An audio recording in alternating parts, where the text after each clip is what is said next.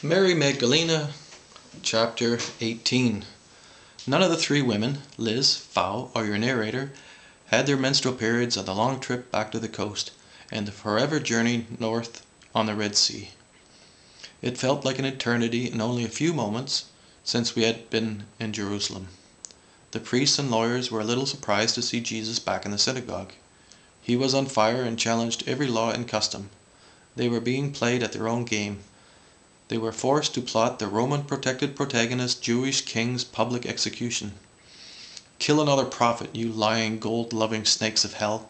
I will scream bloody blasphemy at your death cult until you snakes of hell have been written into history." I dressed as a man and went into the synagogue to take Jesus out of his den of torture, so he could have his last supper before incarceration. His think team were making preparations with Pilate's soldiers while Jesus had an evening meal with his disciples. The women fed the children and made last preparations for the main event. Lazarus and Uncle Joseph were making final preparations for the tomb of Jesus. I had been assured by Boris and Fowl many times that Jesus would not die on the cross, but it must look like he was dead when they took him down, and a tomb was part of the show.